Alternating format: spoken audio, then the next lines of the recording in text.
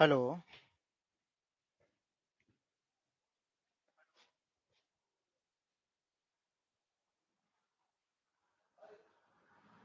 Hello.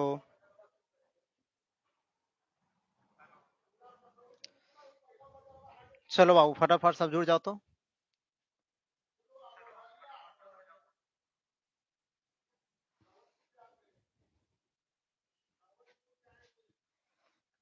देखिए, आज जो हम टॉपिक लेकर के चलने वाले हैं, है ना, वो टॉपिक का नाम यानी कि जो आपका चैप्टर पढ़ना है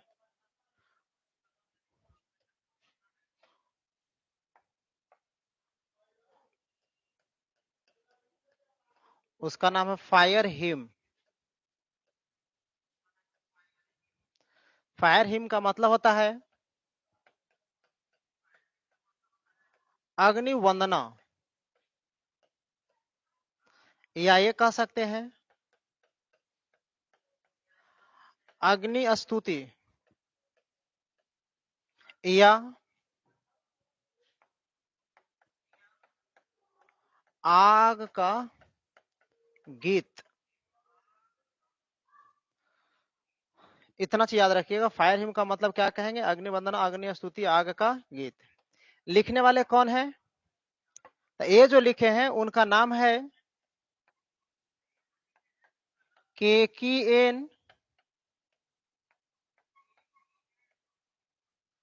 दारूवाला। KKN दारूवाला। इतना तो समझ रहे हैं बढ़िया से।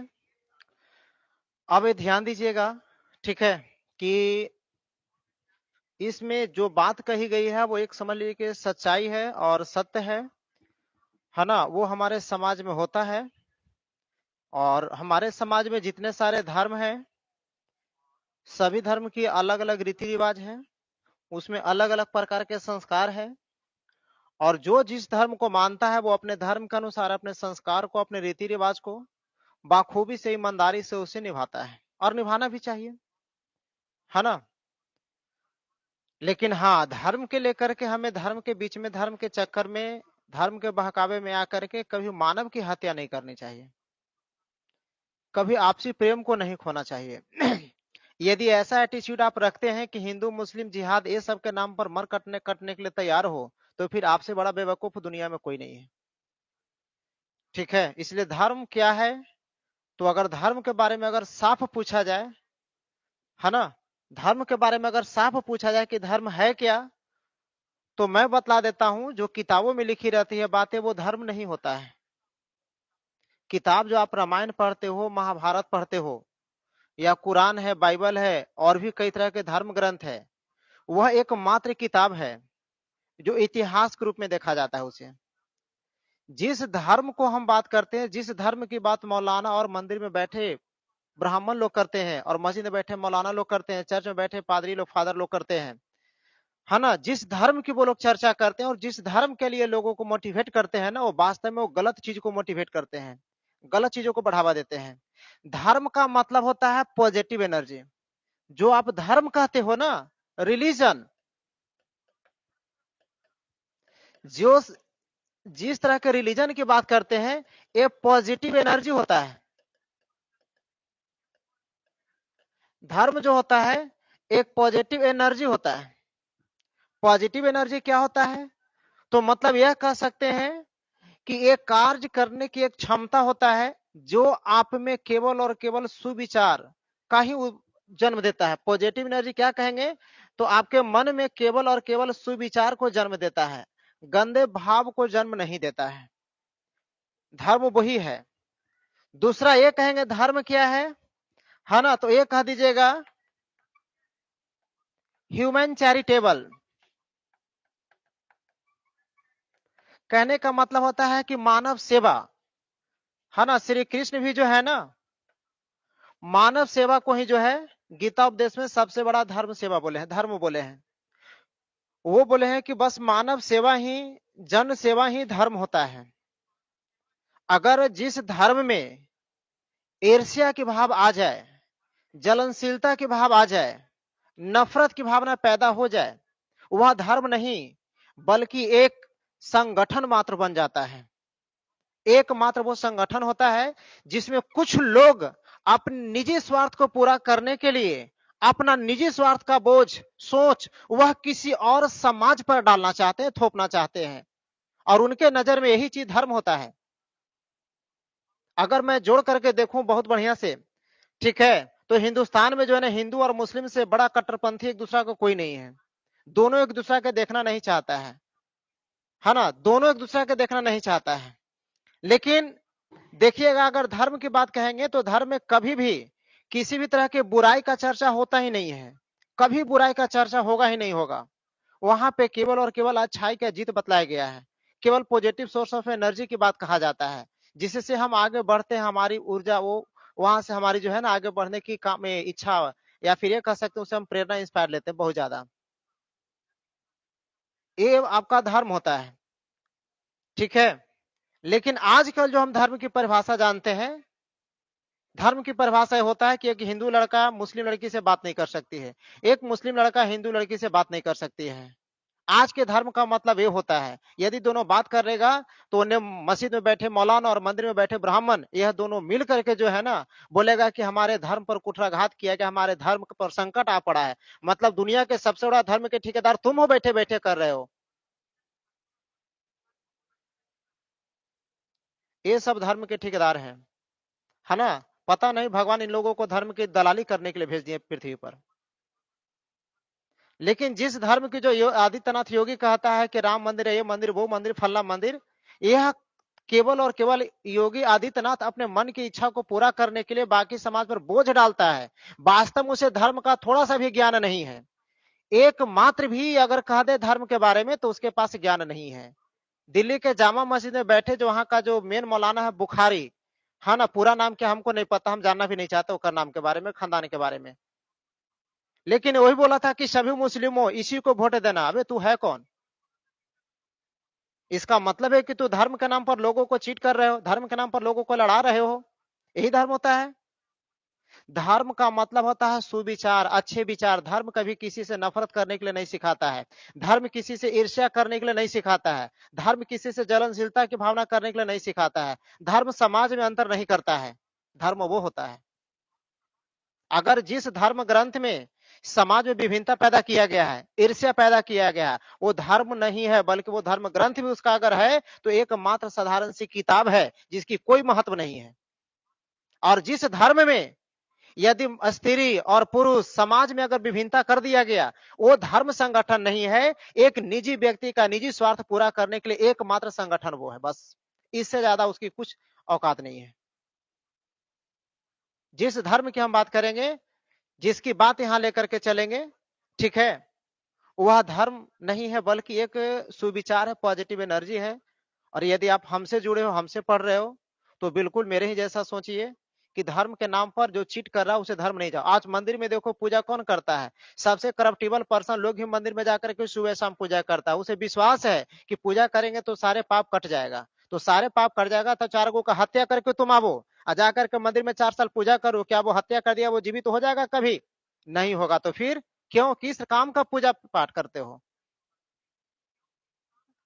तो वो सब केवल और केवल पाखंडी लोग होते हैं, है ना। हाइपोक्राइट होता है जो समाज को शोषण करना जानता है, चीट करना जानता है। जैसे आसाराम बोला कि हम बहुत बड़े कृष्ण हैं, लेकिन देखो क्या निकला, समाज का सबसे बड़ा जो है ना शरीर भक्त निकला, शरीर का शोषण करने वाला इंसान निकला आसाराम। राम रहीम, गुरप्रीत सिंह, ये सब शारीरिक शोषण करने वाला निकला। आप इसे धर्म का क्या मानते हो? कुछ नहीं मानते। हम एकमात्र जो है ना भिखारी से भी नीचे उस सबका अस्तित्व है, वो कुछ नहीं है, क्योंकि वो समाज को चीट किया है ना। वो समाज में स्त्री पुरुष में अंतर किया है।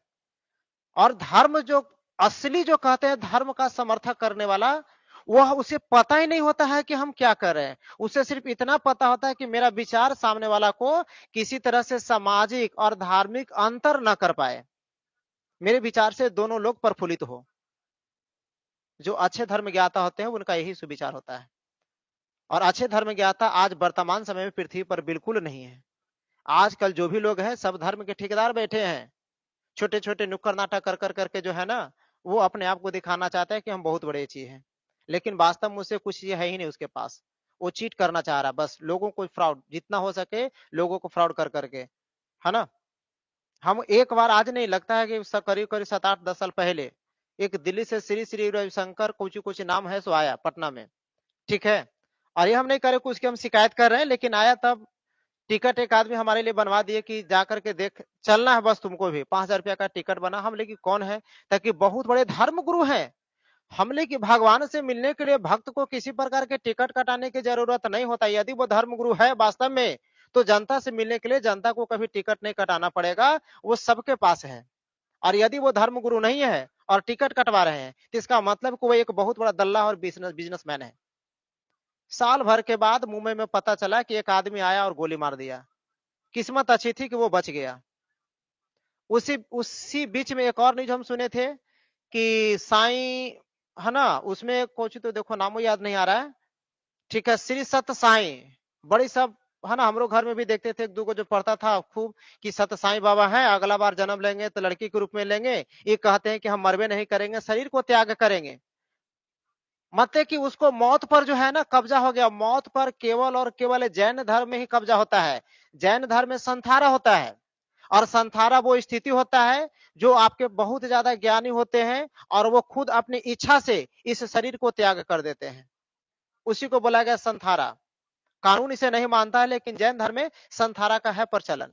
और जो जैन धर्म में मुनि लोग संथारा प्राप्त कर लिए, उन्हें मुक्ति मिल जाती है। लेकिन श्री श्री सत्य साईं लोगों के बीच में रहने वाले जैन मुनि को देखिएगा, कभी भी लोगों के बीच में नहीं आते हैं, है ना। वो हमेशा जो है ना एकांत में रह करके अपने, है ना, ध्यान मग्न में रहते हैं। ये सत्य साईं आया, उसके कुछ साल, 1.5 2013 के आसपास जो है ना, 2013 और पहले ही 8-9 में इसकी मृत्यु हो गई। कैसे मृत्यु हुआ था, कोई बीमारी हो गया था। हम लेकिन लो, सबसे बड़ा जो है ना मौत का, मैंने कह रहा है कि मौत पर हमारा कब्जा है, अब मर गया ऐसे ही। बोला था कि हम मरेंगे अभी नहीं, 2020 के बाद हम अपना शरीर को त्यागेंगे, और 2008 में ही चल गया ऊपर। तो इसलिए पाखंडी भरे दुनिया में पाखंड लोगों के बातों पर भरोसा नहीं करना है। ठीक है, पाखंड लोगों की बातों पर कभी भरोसा नहीं करना है। ठीक है, धर्म क्या है, एक पॉजिटिव एनर्जी है जो केवल अच्छे विचार देता है, अच्छे काम करने के लिए ऊर्जा देती है। धर्म वो चीज होता है जो आपके मन में अगर उसके प्रति आस्था आ गई, तो आपके मन से दुर्व्यवहार, गंदे विचार, ये सब दूर हो जाएंगे। आप मंदिर में जाते हो पूजा करने के लिए, आप बहुत बड़े अपराधी हो, बहुत बड़े गुनाह कर रखे हैं, लेकिन मंदिर में जाते हैं तो कुछ पल के लिए आप अपने गुनाहों को और बुराइयों को कबूल कर लेते हैं, और लगता है कि मुझे ऐसा नहीं करना चाहिए। धर्म वास्तव में वही होता है। आप मस्जिद में जाते हैं अजान नमाज पढ़ने के लिए, ठीक है, और जैसे वहां जाते हैं तो आपके मन से 10 मिनट 20 मिनट के लिए सारे बुराई और पाप यदि हट जाता है आपके शरीर को छोड़ कर करके, तो समझ लीजिए कि उस समय आप बिल्कुल एक धर्म को पूजा कर रहे हैं। लेकिन यदि धर्म के नाम पर लड़ते हैं तो आप धर्मी नहीं हो, बल्कि समाज का सबसे बड़ा दुश्मन हो आप। आइए चलते हैं, क्या इसमें दिया गया, इसी बात को हम लेके चलेंगे। यहाँ पे देखिए लिखा हुआ है, केकीएन दारू वाला के बारे में क्या क्या खास चीज है, उन सभी चीजों को बढ़िया से समझना है, पढ़ना है, जानना है, देखना है। और जब तक इन चीजों को नहीं समझेंगे, इससे ऑब्जेक्टिव क्वेश्चन बनने वाला नहीं है। ठीक है, देखिए लिखा है कि केकीएन दारू वाला जो है, एकदम बढ़िया से समझिएगा, थोड़ा सा टाइम ज्यादा ले लेंगे आज। केकीएन दारू वाला के बारे में कहा गया है कि ये जो है एक इंडियन पोएट थे। कैसा पोएट थे, इंडियन पोएट थे। साथ साथ में एक शॉर्ट स्टोरी राइटर भी थे। केकीएन दारू वाला एक इंडियन पोएट भी थे, शॉर्ट स्टोरी राइटर भी थे। किसमें, इंग्लिश भाषा में। कौन सी भाषा के, इंग्लिश भाषा के, है ना। बाद में इन्हें एक अच्छे लेख के लिए साहित्य अकादमी अवार्ड मिला। क्या मिला था इनको, साहित्य अकादमी अवार्ड मिला था, है ना। इनको साहित्य अकादमी अवार्ड मिला था। Correct, in 1984 for his poetry collection. कब मिला था, 1984 में। उनके बहुत सारे पोएट्री का एक कलेक्शन आया था छप कर करके, उसके लिए इन्हें क्या मिला था, साहित्य अकादमी अवार्ड। ये कोई साधारण आदमी नहीं थे, आईपीएस ऑफिसर थे उस समय का। केके दारोवाला क्या थे, आईपीएस ऑफिसर। आईपीएस क्या होता है, तो जो स्टूडेंट यूपीएससी क्रैक कर लेता है, तो वही स्टूडेंट जो है ना आईएएस आईपीएस बनता है। आईएएस जो होता है फ्यूचर में चल करके डीएम होता है, और आईपीएस जो होता है आगे चल करके वो एसपी होता है ना, सुपरिटेंडेंट ऑफ पुलिस। बात समझते होंगे, जिसको हिंदी कहा जाता है पुलिस अधीक्षक। तो ये बात आ जाती है। अब आइए इनके कुछ जीवन के बारे में, कुछ बायोग्राफी विशेष है जो समझिएगा। इनका जन्म लाहौर में हुआ था 1937 में। जन्म कब हुआ था? 1937 में लाहौर में इनका जन्म हुआ था। किनका जन्म हुआ था? तो केकीएन दारूवाला का। इसके बाद है कि इनका जो धर्म था पारसी या जोरोस्ट्रियन, यानी कि केकीएन दारूवाला का जो संबंध था किस धर्म से था? हिंदू से नहीं, मुस्लिम से नहीं, तो कौन धर्म से कहेंगे? पारसी धर्म से कहेंगे। केकीएन दारूवाला का संबंध किस धर्म से था? तो पारसी धर्म से कहिएगा या जोरोस्टोरियन कहोगे। मैं बतलाऊंगा कि हिंदू में क्या है, मुस्लिम में क्या है, पारसी धर्म में क्या होता है ना। अंतिम संस्कार करने के बारे में, इसी के बारे में देखना है। यहाँ पे कह रहा है कि कॉन्साइन का मतलब होता है हवाले करना, यानी आग के सुपुर्द कर देना, है ना, जलाना।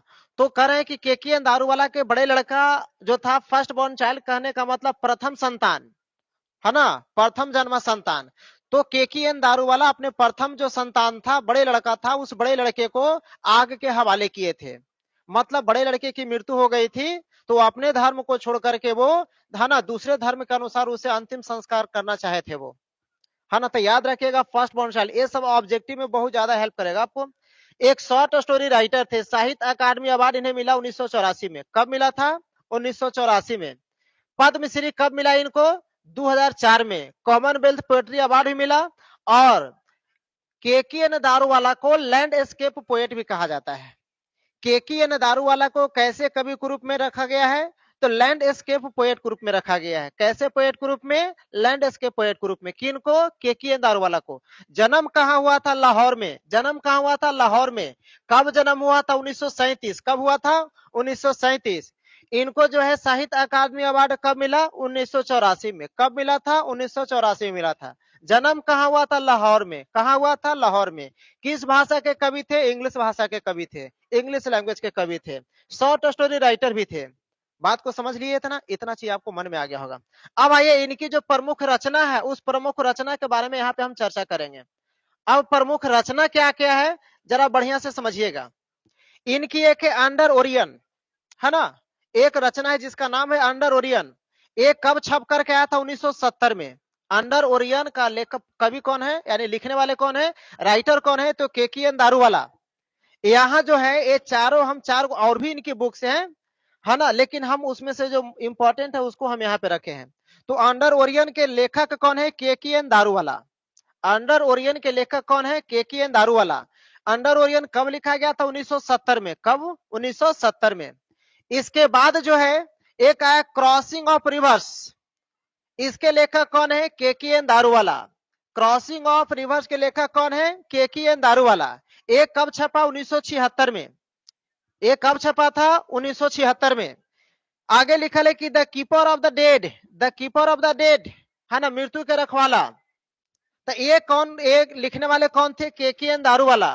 कब लिखे थे? 1982 में। कब लिखे थे? 1982। और इसके 2 साल के बाद यानी 1984 में इन्हें साहित्य अकादमी अवार्ड दिया गया। पद्मश्री भी इन्हें मिला 2004 में, याद रखोगे सब। इसके बाद ए पार्सन इन अप्रैल, ए पार्सन इन अप्रैल 1971 में आया। और इसके लेखक कौन थे? केकीएन दारूवाला। इसके लेखक कौन थे? केकीएन दारूवाला। तो चलिए इसको हम क्लीन कर देते हैं। और आप जितने सारे स्टूडेंट हो बाबू, एक बार इसको स्क्रीनशॉट ले लीजिएगा। स्क्रीनशॉट इसलिए ले लेना है ताकि ये सारा चीज आपको ऑब्जेक्टिव के रूप में ज्यादा हेल्प करेगा। ठीक है, तो फटाफट इसको स्क्रीनशॉट ले लीजिए। आप फटाफट स्क्रीनशॉट ले लीजिए, ताकि ये आपको ऑब्जेक्टिव के रूप में बहुत ज्यादा हेल्प करने वाला है। थोड़ी बहुत अगर 5-10 मिनट लाइव करने में लेट हो जाता है तो उसका वजह ये होता है कि हमें जो है ना, पहले पढ़ाने के लिए पीपीटी रेडी करना पड़ता है। और यह 10 मिनट 5 मिनट में नहीं होता है। कम से कम पीपीटी रेडी करने में हमें 2.5 से 3 घंटे का समय लगता है। और कंटिन्यू गर्मी में एस्बेस्टस के नीचे 3 घंटा बैठना मुश्किल होता है। तो ये रेडी करने में थोड़ा वक्त लग जाता है, इसलिए 5-10 मिनट हम आगे पीछे हो जाते हैं, है ना, क्योंकि ये खुद ही हमको रेडी करना पड़ता है। इसको आप स्क्रीनशॉट ले लिए हो। चलिए अब इसके बाद जो पोयम का जो मुख्य है ना, मेन पार्ट है, उसको हम लेकर के चलेंगे। आइए, यहां से आपका पोयम स्टार्ट होता है। और पोयम को स्टार्ट करने से पहले हम अलग अलग धर्म के बारे में एक थोड़ी सी बात और बोलेंगे। और वो थोड़ी सी बात क्या है, जैसे आप हिंदू धर्म के हैं, तो हिंदू धर्म में जब आदमी का मृत्यु होता है तो उसे जलाया भी जाता है, नदी में डुबाया भी जाता है, नदी में बहाया भी जाता है, और मिट्टी में गाड़ करके दफन भी किया जाता है। ये सभी तरह के दुनिया में जितने तरह के सबको अंतिम संस्कार करने की प्रथा और प्रचलन है, वो सभी प्रथा प्रचलन हमारे हिंदू धर्म में भी है। यानी हमारे हिंदू धर्म में वो सब तरह से शरीर को जलाने का दिया गया है, अंतिम संस्कार करने की प्रथा दिया गया है। हम जला भी सकते हैं, उसे मिट्टी में गाड़ भी सकते हैं, यानी दफन कर सकते हैं, उसे नदी में प्रवाहित भी कर सकते हैं, नदी में उसे डुबो भी सकते हैं, ये सब कुछ है। अगर हम बौद्ध धर्म की बात करेंगे तो बौद्ध धर्म में केवल जलाने की बात कहा गया है, और बौद्ध धर्म हिंदू से ही बना है। जैन की बात करेंगे तो जैन में भी जलाने की बात कहा गया है। मुस्लिम की बात करेंगे तो मुस्लिम धर्म में केवल और केवल शरीर को गाड़ने की बात कहा गया, दफन करने की बात कहा गया है, उसमें जलाने की बात नहीं है मुस्लिम धर्म में, और न ही शरीर को नदी में प्रवाहित कर सकते हैं। अगर हम कह दें क्रिश्चियन धर्म की बात कहें तो क्रिश्चियन धर्म में जो है वो जस्ट मुस्लिम धर्म के जैसा शरीर को गाड़ सकते हैं, जला नहीं सकते हैं। लेकिन पारसी धर्म की बात करिएगा तो पारसी धर्म में न तो शरीर को जलाना होता है, न शरीर को गाड़ सकते हैं, और न ही शरीर को नदी में प्रवाहित कर सकते हैं। उसमें होता है कि एक खुले मैदान है, सिमेट्रिक कब्रिस्तान है, और उस कब्रिस्तान में कोई नहीं रहता है। उस कब्रिस्तान में जो होता है शरीर, जो मृत शरीर होता है, उस मृत शरीर को ले जाकर के फेंक दिया जाता है ना।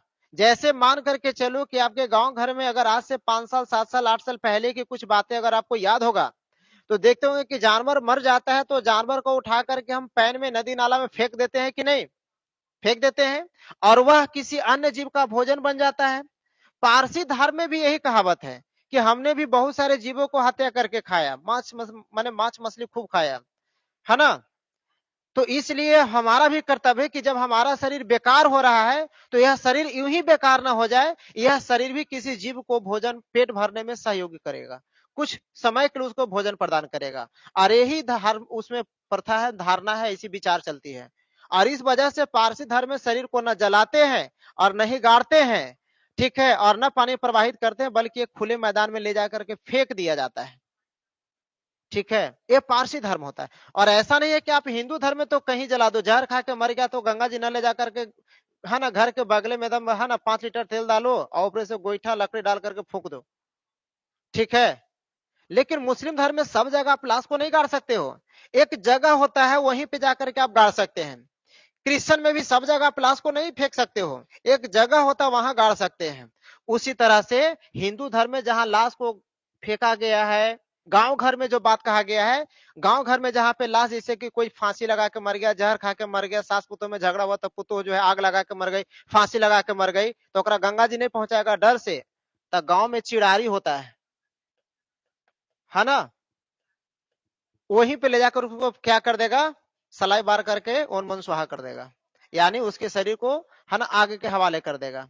तो चिड़ारी गांव में होता है, सब जगह चिड़ारी नहीं बना सकते हो, हर गांव में चिड़ारी होता है। पहले वहां पे उस तरह की लाशें जलती थी, उस तरह के जहां पे जानवर मृत शरीर को फेंका जाता था, छोटे बच्चे डेट कर गए तो उसको आप लेके जाइएगा गंगा जी गुलबी घाट, नहीं, अब साल भर का ही है, 6 महीना का है, तो क्या करोगे, या तो नदी में ले जाकर के गाड़ दीजिए, नहीं तो फिर गांव के पड़ोस में बगल में जो चिड़ारी है ना, भूत खप्पड़ जगह, वहां पे ले जाकर उसको गाड़ दीजिए, पैन में गाड़ दीजिए, तो ये हो गई चिड़ारी की बात हो जाती है, ठीक है। तो ये हो गई चिरारी। अगर यहाँ नहीं है तो फिर हम एक खास जगह होता है जिसको बोला गया शमशान घाट, क्या कहा गया है, शमशान घाट कहा गया है ना। और शमशान घाट ही हिंदू धर्म में मुख्य होता है। उस शमशान घाट पर ही जो है ना लाश को जलाते हैं, नदी में फेंकते हैं, प्रवाहित करते हैं। बात को समझिए, ये शमशान घाट हिंदू में होता है। कब्रिस्तान होता है मुस्लिम में, मुस्लिम में क्या होता है, कब्रिस्तान होता है, और क्रिश्चियन में भी कब्रिस्तान होता है, ठीक है। लेकिन जिस धर्म के बात यहाँ कहा गया पारसी धर्म, तो पारसी धर्म में कब्रिस्तान नहीं होता है, उसको बोला गया टावर ऑफ साइलेंस। क्या कहा गया है, टावर ऑफ साइलेंस कहा गया है ना, यानी शांति स्तंभ कहा गया है। क्या उसे कहा गया है, शांति स्तंभ कहा गया है। अब आइए पोयम की तरफ हम चलते हैं बढ़िया से। ये छोटी छोटी बात था जो मैंने समझा दिया, अब इस पोयम का मुख्य बात को देखेंगे। लिखल है कि द बर्निंग घाट इरप्टेड फास्फोरेसेंस, कह रहा है कि जलते हुए जो शमशान घाट थे, जलते हुए जो शमशान घाट थे ना, वहां से अंगारे निकल रहे थे, चमक निकल रही थी, प्रकाश निकल रही थी।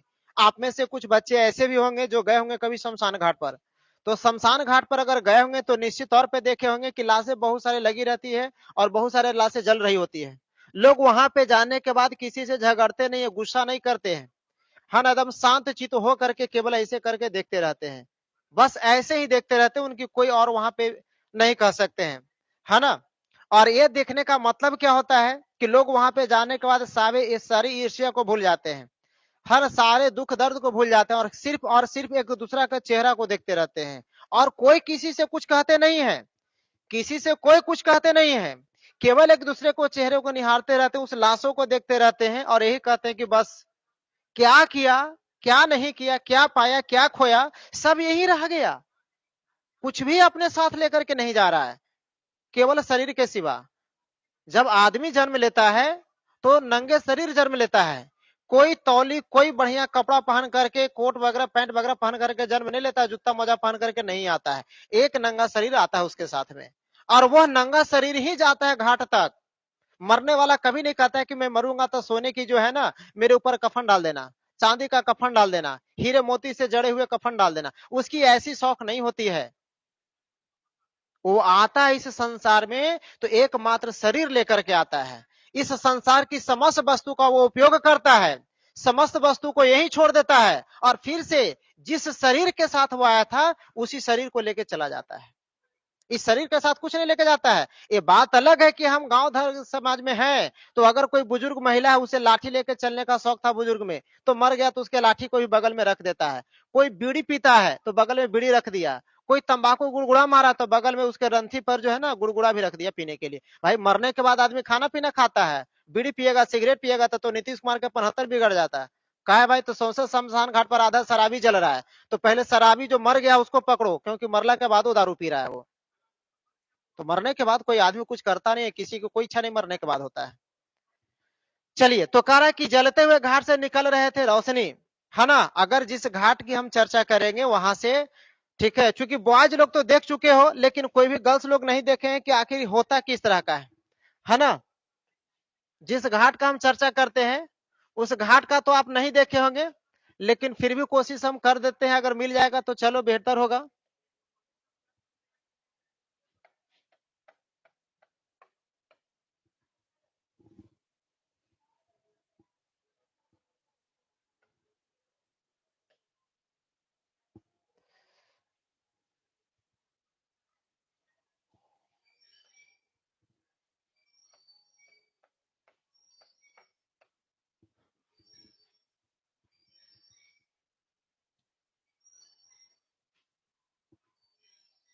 ओपन होने दीजिए तो हम आपको दिखा देते हैं कि बर्निंग घाट क्या होता है।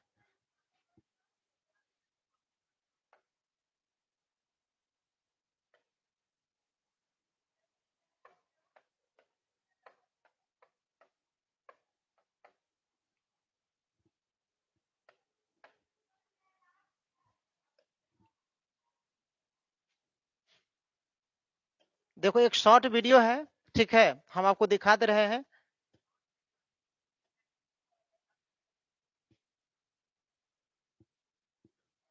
थोड़ा नेट स्लो है लेकिन देख लीजिएगा तो पता चल जाएगा कि बर्निंग घाट क्या है सो। ठीक है, देखो इसी तरह से जो है ना घाट पे आज जलते रहता है लोग जो है ना, बस इस तरह। ये तो खैर यूट्यूबर है जो यूट्यूब बनाया, वीडियो बनाया है, वो है। लेकिन अगर आप देख रहे होंगे तो देखिए किस तरह से लाशों को जलाया जा रहा है। देखिए लोग किस तरह से शांति चित्त खड़ी है, देख रहे हो ना, इधर लाश पड़ी है, उधर लाशें जल रही है। ये है बिल्कुल रियल सीन है बाबू, जहां से लोग लाशों को लोग ले जाकर के जलाते हैं, जिस घाट पे लोग ऐसा काम करते हैं। देखिए इसी तरह से लाशें जलती रहती है, लाइन लग लग कर करके बर्निंग घाट पे। और लोग वहां पे कुछ करते नहीं है, बस शांत चित्त से केवल देखते रहते हैं इन सारी घटनाक्रम को, है ना। लोग ये नहीं बस देखो क्या किसी से कुछ कर रहे हैं, झगड़ रहे हैं, नहीं, घाट पे कोई झगड़ते नहीं है। अगर हम वीडियो को पॉज कर दे कहीं पे, ठीक है, ये तो खैर मॉडर्न एज के है जो सेल्फी लेने में बिजी है, ठीक है, लेकिन देखिए ये जो बुजुर्ग आदमी है, अगर आपको दिखाई दे रहा होगा तो देखिएगा कि ये डंडा लिए हुए हाथ में, ठीक है, फिर से देख लो, ये डंडा लिए हुए हैं और देखिए कि लाशों को पीट रहे हैं कि नहीं। ये क्यों ऐसा काम कर रहे हैं, देखो तो लाश को पीट रहे हैं कि नहीं, डंडा से हुर रहे हैं कि नहीं हुर रहे हैं, हुर रहे हैं ना। क्यों ऐसा कर रहे हैं, कुछ तो काम होगा इनका, कुछ तो जिम्मेवारी होगी, आप पूरी बढ़िया से देख लो। ठीक है, चलिए हम लौट करके आते हैं जहां हम पढ़ रहे थे। ठीक है, अब तो बहुत बढ़िया से आप इस घाट के बारे में सुन लिए होंगे। देखिए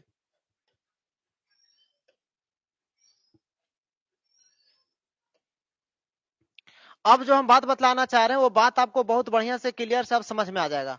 कोई अब दिक्कत होने वाला नहीं है ना। चूंकि घाट का वो हकीकत चीज जो था हम आपके सामने लेकर के रख दिए हैं। अब इसको बढ़िया से समझेंगे। कह रहा है कि बर्निंग घाट इरप्टेड फास्फोरेसेंस, जलते हुए घाट से रोशनी निकल रहे थे। ये तो आपने घाट का तस्वीर देख लिया, और यह साफ साफ शब्द में वहां कह सकते हो नजर आ रही थी आपको कि लाश जल रहे थे, तो देख रहा था कि किस तरह से वहां अंगारे निकल रहे थे, है ना, यानी कि आग निकल रहे थे किस तरह से आसपास के, है ना। तो ये कह रहा है कि an wandering ghost light frightened passers by. Passers by का मतलब था राहगीर, पैदल चलने वाले लोग। तो कह रहा है कि अगर रात्रि में कोई आपको कहे कि तुम शमशान घाट पर जाओ, तो आपको लगता है कि शमशान घाट पर आप चले जाइएगा? हिम्मत नहीं है, आप नहीं जाएंगे। अगर कोई कह दे, आपके गांव से देखते होंगे डेड बॉडी जब भी निकलता है तो एक जगह पर रखा जाता है गांव के बाहर, और उस जगह पर अगर आपको कह दे कि तुमको अकेले रात्रि को 12 बजे 1 बजे 2 बजे वहां पे रहना है जाकर के, ठीक है, तो आप अकेले रह पाओगे? नहीं रह पाओगे। क्यों? क्योंकि आपके मन में बसा रहता है कि वहां तो लाशें रखी जाती है, भूत है वहां पे, डर लगता है। तो यहाँ पे भी कह रहा है कि आने जाने वाले लोगों को कौन डराता था? ठीक है, तो वहां से जो निकल रहे थे प्रकाश, वो प्रकाश लोगों को, आने जाने वाले पथिकों को डरा रहा था, भयभीत कर रहा था, है ना। चलिए अब आगे देखते हैं।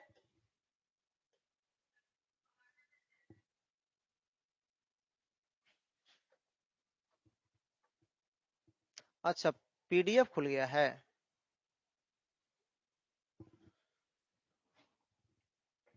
बड़ा अजीब भी नमूना है पीडीएफ में। अच्छा कोई बात नहीं, पीपीटी खोल लेते हैं, वो जल्दी हो जाएगा काम अपना से। देखो, कह रहा है कि as moonlight scuttle among the bones, जैसे चांदनी रात में चंद्रमा का प्रकाश चमकता है, उसी तरह से हड्डियों जो है ना आग में जल करके चमक रहे थे। कह रहा है कि उस तरह से वो भी चमक रहा था, हड्डियों प्रवेश कर रहा था, चमक रहा था। Once stalling at dawn past river bank and ghat. कह रहा है कौन? कवि कह रहे हैं कि एक बार प्रातः सुबह टहलते हुए नदियों के किनारे और घाट पर सुबह सुबह टहलने के लिए गया। ठीक है, घाट के किनारे गया तो निश्चित है कि लाश 24 घंटा जलता है। केवल रात्रि के 12 से लेकर के 1 बजे के बीच में जो है ना घाट पर ना आदमी होता और नहीं लाशें जलती है। जो लाश जल रहा है उसको जलते छोड़ दिया जाए, है ना। 12 बजे के बाद किसी भी लाश में आग नहीं दिया जाता है, 1 बजे तक नहीं दिया जाता है। लोगों को ऐसी मानना है कि हिंदू धर्म में जो घाट होते हैं, है ना, शमशान घाट होता है, वो रात्रि के 1 घंटा आराम करता है, विश्राम करता है, और उस समय अकेले वहां नहीं होना चाहिए, और होता भी नहीं है लोगों, है ना, वहां से हट जाते हैं। तो कहता है कि जब वो प्रातः सुबह टहलते हुए जा रहे थे नदी के किनारे घाटों पर, है ना, तो कह रहा है क्या कि we saw embers losing their cruel redness. तो हमने देखा कि लाली को अपनी जो आगे थी अपनी अंगारों को गवा रही थी, लाली को गवा रही थी वो। कह रहा है कि हम लोग ने देखा अंगारों को अपनी क्रूर लाली, यानी कि जो उसका विध्वंसक रूप था, जो किसी को निगल सकता है, जला सकता है, वो लॉस कर रहा था। To the grace that swallows all half cook one. Limbs का मतलब था हाथ पैर। लिम्स का मतलब क्या कहेंगे? हाथ पैर। इसी में कह दीजिएगा अपर लिम्स। क्या कह देंगे? Upper limbs. तो अपर लिम्स कहने का मतलब दोनों हाथ, और लोअर लिम्स कहेंगे तो दोनों पैर की रखा गया है बात। तो ये कह रहा है आगे कि वहां जो लाशें जल रही थी, वो जो आग था वो शरीर को जला करके ब्राउन कलर में कन्वर्ट कर दिया, और हाथ पांव को भी पूरी तरह से वो निगल गया था। क्या कर रहा था? निगल गया था। और स्वाभाविक है कि शरीर जो आग में हम जलाएंगे तो जलेगा ही, जल करके वो राख बन जाता है। हम ये नहीं पहचान पाएंगे उसकी पैरें कहाँ थी, उसकी, है ना, आंखें कौन है, सिर कौन है, ये नहीं हम आइडेंटिफाई कर पाएंगे, क्योंकि वह जल करके राख ब्राउन कलर का हो जाता है। ये कहने का मतलब यहाँ दे रहा है। नेक्स्ट कह रहा है आगे देखिएगा, लिखल है कि bore witness to the fire's debauchery. Debauchery का मतलब होता है ना, उसके आचरण कह देंगे, है ना, प्रतिज्ञा जो होता है उसके उसके बारे में कहा गया है। तो कहता है कि मैंने गवाह बना। गवाह का मतलब मैंने देखा सामने से, है ना, मैंने सामने से देखा। और देखा क्या कि आग जो है ना कुछ कुछ कामों को छोड़ देता है। जैसे उस वीडियो में आप देखे थे कि बुजुर्ग आदमी जो है वो लाठी से जो है बिल्कुल उस शरीर को जो है ना उलट पलट कर करके जला रहे थे। आखिर क्यों जला रहे थे? कुछ तो जलाने का रीजन होगा, वो लकड़ी वहां डालने का। आग में डाल दिए तो आग पूरी तरह से शरीर को जला देगा, ऐसा होता नहीं है ना। कुछ हिस्सा जो है ना बिना जले हुए रह जाता है। तो करा कि गवाह बना मैंने किसका? आग के अनैतिक आचरण। कौन से उसका अनैतिक आचरण की बात उसने कहा? तो उस अनैतिक आचरण की बात कहा जिसमें आग ने पूरे शरीर को बढ़िया से नहीं जलाया था। उस अनैतिक आचरण की बात बोला कि मैंने अपने आंखों से देखा था सुबह में जब टहलने के लिए गया तो करा कि माय फादर सेड, मेरे पिता बोले, you see those half one fingers, तुम देख रहे हो ना अध जली उंगलियों को। एक कवि कहते हैं कि मेरे पिता ने मुझसे कहा कि तुम देख रहे हो ना उन अध जली उंगलियों को जो पूरी तरह से आग नहीं जला पा रहा है उसको। इसका सेंस क्या होता है आगे के लाइन में क्लियर किया है पोएट ने। कह रहा है आगे कि an bone stuffs the fire at time forget it it's. तब उसके पिता कहते हैं कि देखो ये जो हड्डी के टुकड़े हैं जो जल रहे थे कुछ बच गए थे, आग जो है हड्डी के कुछ टुकड़े को जलाने के लिए भूल गया, वो अपनी कर्तव्य से वंचित हो गया, वो अपनी कर्तव्य को परफॉर्म नहीं कर पा रहा बढ़िया से, जो उसे दिया गया है उस ड्यूटी को नहीं कर पा रहा है। तब पोएट कहते हैं कि एक आग भी अपने काम को भूलता है। अरे हम इंसान हैं, हम इंसान भूल सकते हैं, लेकिन आग कैसे भूल सकता है, वो कैसे भूल सकता है, ये बात आ जाती है। तो कहता है कि आगे कि वो भी भूल जाता है कौन से अपने कर्तव्य को, कैसे कर्तव्य को, तो शरीर को जलाने में कुछ हिस्सा को नहीं जला पाता है वो, है ना। आगे कुछ फुटेज इसमें डाला हुआ है जो मैं दिखाऊंगा कि शरीर नहीं जलते हैं तो देखो हिस्सा जलने के बाद बचता है तो कैसे दिखाई देता है ना। उस हिस्से को जलाने के लिए जो है ना वो वहां पे लोग बांस का इस्तेमाल करते हैं, जो रंथी में बांस जाता है उस बांस को ही खोल करके उसे उलट पलट करके जलाते हैं। एक घाट की बात नहीं है, पूरे भारत भर में जितनी भी हिंदू की शमशान घाटे हैं वो सभी शमशान घाट पे इसी तरह का दृश्य हर रोज मिलता है देखने के लिए, हर रोज इस तरह का दृश्य होता है। कहता है तब कहते हैं कि Zoroastrian I my child finger cleansed, कहता है कि हम तो पारसी है, मेरे बच्चे की उंगली जकड़ा हुआ है। कह रहा है कि हम पारसी है, मेरे बच्चों की उंगलियां जो है वो पूरी तरह से जकड़ा हुआ है। इस तरह से जकड़ा हुआ है वो किस चीज में, तो धर्म के जाल में जकड़ा हुआ है ना, धर्म के जाल में। और साथ साथ में जब वो जा रहे थे तो छोटा बच्चा को डर होता है तो आगे से चिपक जाता है ऐसे कर करके, वो भी छोटा जो थे अपने पिता की उंगलियों को बहुत कस के ऐसे कर करके पकड़ ले थे, इतना जोर से पकड़े थे कि दर्द हो रहा था, है ना। कह रहा है आगे देखिएगा बढ़िया से, लिखा हुआ है कि into little knot of pain, एक है ना छोटी सी गांठ और दर्द का, यानी कि एक जगह पे सीमित जगहों पे जो है ना उंगली को कस के पकड़ रखा था और दर्द हो रहा था कस करके। करा क्या, सो टू से फायर, मैंने कसम खाया आग को बचाने के लिए। किससे बचाने के लिए, पानी से, बाढ़ से नहीं। कह रहा है कि from the scene of forgetfulness, भुलक्कड़पन के जो स्वभाव था, आग को भूल जाने की जो आदतें थी, उस भूल जाने वाली आदतें से जो है ना आग को बचाने के लिए कहा कि मैं अब जो हूं आग को ऐसे अनैतिक आचरण, अनैतिक कर्तव्य नहीं करने दूंगा। वह अब हर एक शरीर को पूरी तरह से जलाएगा, वह शरीर को अब अधजला नहीं छोड़ेगा। जो हम कहते हैं कि आग पूरी तरह से शरीर को नहीं जलाता है, लेकिन अब हर कोई कहेगा कि आग शरीर को पूरी तरह से जला देता है।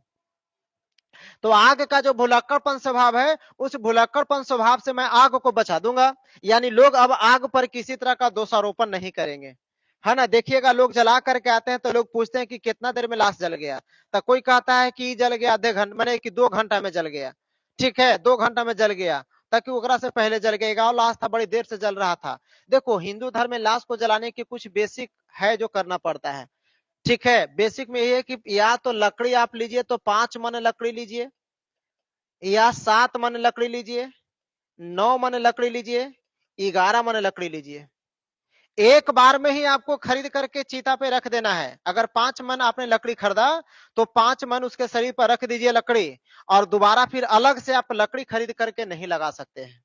एक बार जितनी लकड़ी खरीद करके आप दे देंगे उसके शरीर में चिता में, बस उसी लकड़ी से उसके पूरे शरीर को जलना होगा, है ना। अलग से हम लकड़ी उसमें खरीद करके नहीं देते हैं, अलग से हम लोग हुमाद लगाते हैं, इसलिए कि चलो कम से कम आज तक भला बुरा मैंने तुम्हें जो भी कहा था, लेकिन अब अंत समय है, मेरे हाथ से भी तुम थोड़ी सी आग ग्रहण कर लो।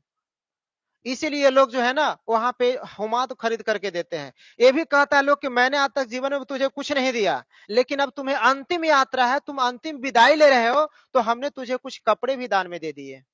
और वहां पे पीताम्बरी वगैरह लोग खरीद करके देते हैं, है ना। वहां पे कोई ईर्ष्या नहीं होता, कोई पाप, कोई जलनशीलता नहीं होता है। हर किसी के चेहरे पे एकदम साफ नजर आती है कि मातम क्या होता है, जिंदगी की असली तस्वीर वहां पे दिखाई देता है लोगों का। चलिए तब कहता है आगे कि आग को इस भुलक्कड़पन स्वभाव से बचाना था, है ना। नेक्स्ट देखिए, कह रहा है कि इट नेवर फॉरगेट, कभी नहीं भूला। क्या? एंड 20 ईयर सिंस, 20 साल बीत गया, लेकिन आज तक वह बात मन में दम जो गड़ा हुआ है, मैंने उस बात को कभी नहीं भूला। क्या नहीं भूला? सुनिए, as I consign my first born, है ना, टू द फ्लेम्स, जब जैसा कि मैंने अपने प्रथम जन्म संतान को आगे के हवाले किया। क्योंकि पारसी धर्म में टावर ऑफ साइलेंस बहुत दूर है, हजारों मील दूर है, और वहां तक जाना बहुत मुश्किल है। देखिएगा, हिंदू धर्म में जो अच्छे पैसे वाले होते हैं, जिसकी स्थिति अच्छी होती है, तो बुजुर्ग माता पिता दादा दादी को जलाने के लिए चले जाते हैं काशियां, कहाँ? तो काशी चले जाते हैं। काशी में भी 3-4 गो घाट है। राजा हरिश्चंद्र घाट है जो सबसे पुराना और ऐतिहासिक है। मणिकर्णम घाट है ना, और भी वहां पे कई तरह के घाट है। तो 3-4 घाट वहां पे है जहां पे लाशें जलती है। लोग चले जाते हैं कहाँ पे? तो वहां जलाने के लिए जाते हैं काशी में। जिसके पास पैसा होगा वही ना काशी में जाएगा। कम जिनके पास पैसा होता है तो गंगा जी पहुंच गया। और भी दूर दराज का, जिसको औरंगाबाद में घर है और वे गया से आगे उधर सासाराम में घर है, तो वो तो पटना नहीं ला पाएगा गंगा जी में जलाने के लिए, है ना। तो क्या करेगा कि आसपास के नदी में कहीं शमशान घाट बनल होगा तो वहीं पे जला देगा। जैसे मखदूमपुर से हम एक बार गुजर रहे थे, तो वहां दरधा नदी में शमशान घाट बना हुआ है। तो वहां पे कौन जलाते होंगे? जो बेचारे आर्थिक रूप से कमजोर होते होंगे, जिनके पास उतनी पैसा नहीं होता होगा कि हम गंगा जी तक पहुंच सके, लोगों को वहां खाना पीना खिला सके। तो वैसे लोग, है ना, जो आर्थिक रूप से दबे हुए हैं, तो वो उस घाट पर जला देते होंगे अपने परिवार को। तो निश्चित तौर पे जो है ना, यह सब शमशान घाट है। तो कह रहा है कि ये सब जो है ना आग के हवाले किया था। तो कह रहा है कि पारसी धर्म में भी वो टावर ऑफ साइलेंस बहुत दूर था, वहां पे लाश को ले जाना मुश्किल था, बहुत मुश्किल था वहां पे। इसलिए केके दारू वाला सोचे कि क्यों ना, संतान की मृत्यु हुई है, इसे तो अंतिम संस्कार हमें करना ही पड़ेगा। तो हम आज क्यों ना उस धर्म के अनुसार अंतिम संस्कार करते हैं, जिस धर्म को मैंने बचपन से देखते आया।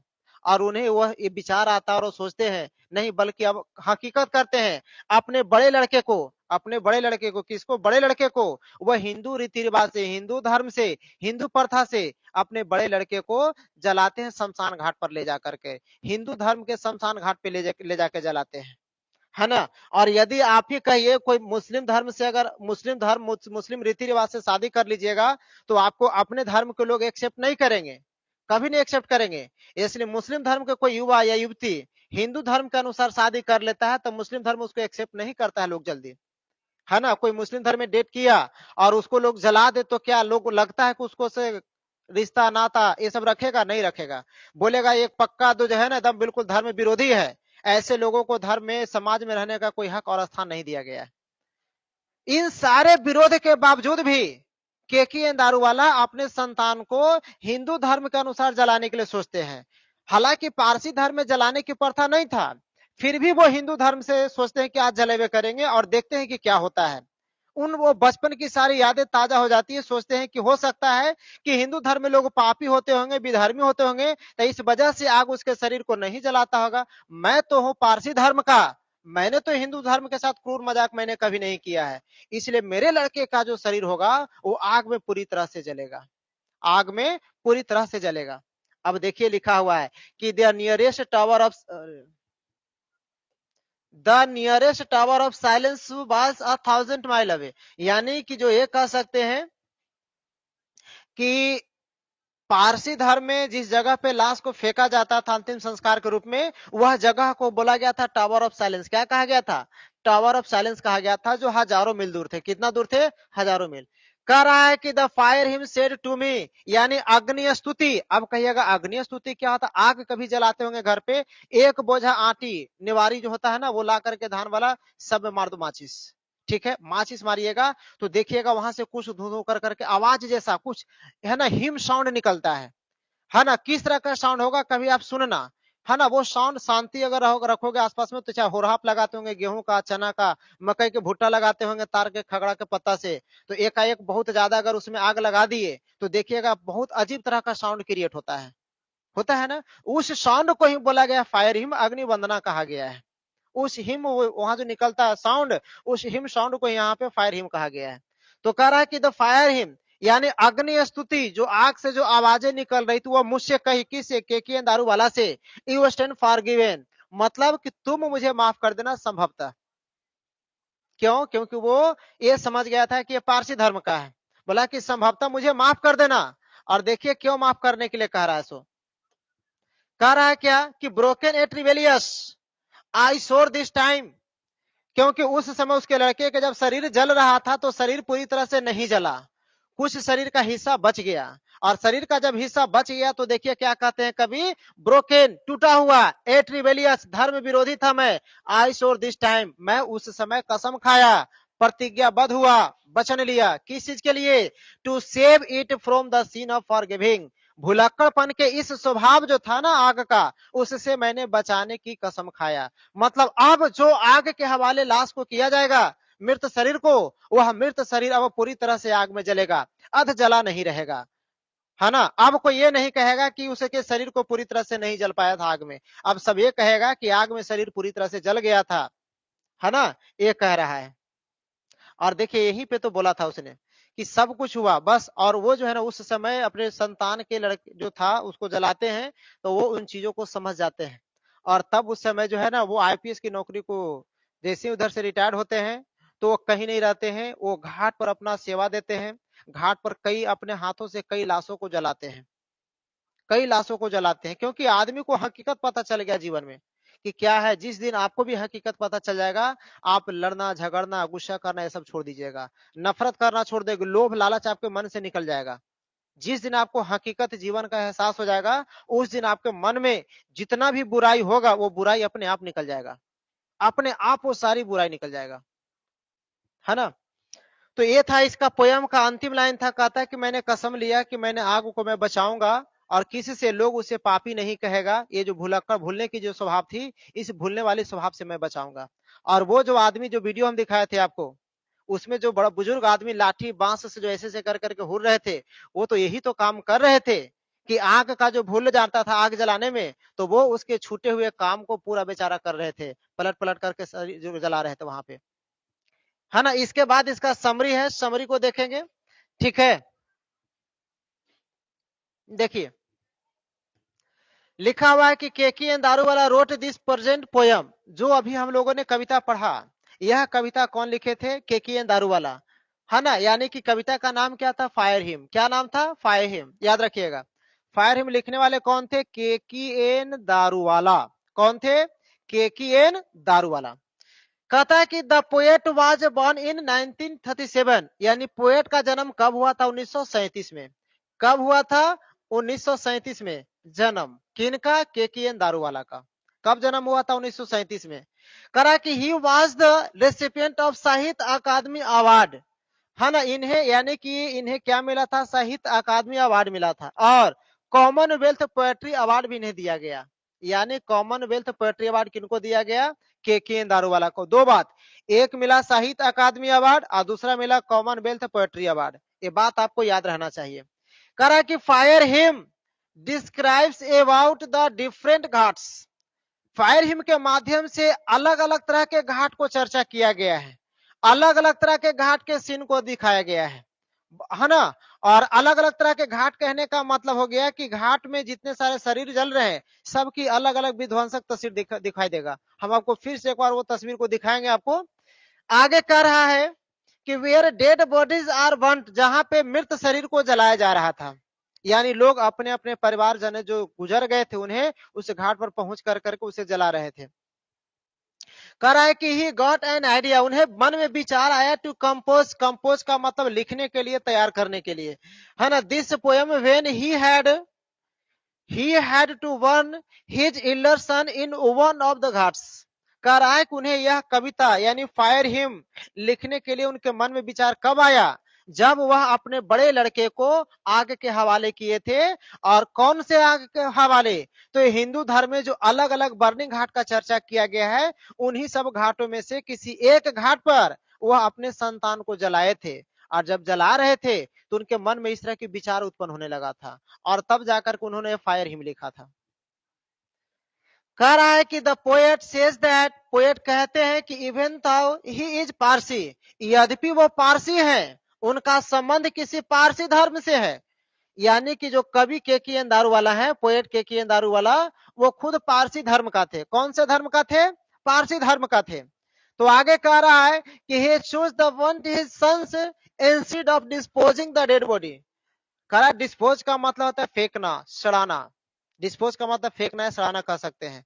तो अपने बड़े लड़के के मृत्यु हुआ था उनके, तो उसको किसी जगह पर फेंकने के न बजाय उसे वो जलाना मान सोच रहे थे, उचित मान रहे थे। तो कह रहा कि टावर ऑफ साइलेंस, वह जगह कहां था? टावर ऑफ साइलेंस था। कह रहा कि वह 1000 माइल अवे फ्रॉम देयर, उनके घर से टावर ऑफ साइलेंस जो है हजारों मील की दूर पर स्थित थी। कितना मील की दूर पर स्थित था? हजारों मील के दूर पर स्थित था, है ना, बहुत दूर पर था। और हम आपको बोलबे किए थे कि जो नजदीक में टावर ऑफ माने कि शमशान घाट होता है, लोग पहुंच जाते हैं, पैसे वाले होते हैं, वो काशी चले जाते हैं। जिनके पास पैसे की दिक्कत होता है, हार्ड प्रेस होती है, बहुत आर्थिक तंगी होती है, बहुत मुश्किल से जिंदगी जीते हैं, तो वैसे लोग पटना भी नहीं पहुंचा पाते हैं, फतुहा, गुलबी घाट, बास घाट, वो छोटे छोटे जगहों पर भी जला देते हैं, है ना। तो कह रहा है कि उसी तरह से पारसी धर्म में टावर ऑफ साइलेंस बहुत दूर था, तो इसलिए वो वहां ना जाकर के एक हिंदू घाट पे जाना उचित माने और वहां जाकर के जलाए। कह रहा है कि there he realize that fire is not performing its duty properly, जहां पर उन्होंने महसूस किया कि आग अपने कर्तव्य को पूरी तरह से पूरा नहीं कर रहा है, मतलब आग अपने कर्तव्य को, ड्यूटी को कहीं ना कहीं छोड़ दे रहा है। आगे कह रहा है कि it leaves bodies half burn, वह आग जो है शरीर को आधा जला ही छोड़ दे रहा है। आग जो है शरीर को आधा जला छोड़ दे रहा है, वह पूरी तरह से नहीं जला रहा है। तो आधा जला छोड़ दे रहा है, मतलब है कि आदमी को कुछ काम करना पड़ेगा।